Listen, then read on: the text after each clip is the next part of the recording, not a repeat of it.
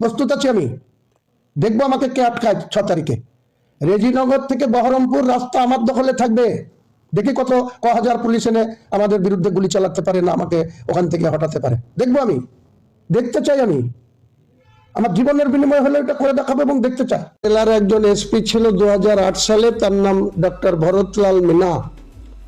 Additional SP ছিল দীপনারায়ণ গোস্বামী, দুজনই IPS ছিল। আপনি তো একটা আইপিএসও নন উত্তম গড়াই। আপনি অনেক দাদাগিরি করে এসছেন ভগবান গোলায়, অনেক লাইফ নষ্ট করে দিয়ে এসছেন। আমি সব আপনার ইতিহাস জানি। এটা বেলডাঙ্গা আর এটা মুর্শিদাবাদ। হুমায়ুন কবিরের সঙ্গে পাঙ্গা নিতে যাবেন না।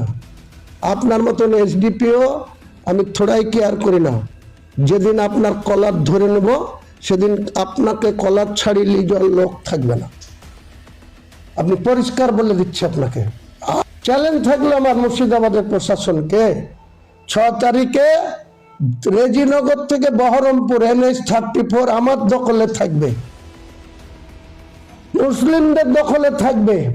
মুর্শিদাবাদের মুসলিমদের না, রাজ্য মুসলিমদের কত ব্যক্তি এখানে আসবে সেদিন প্রমাণ করব।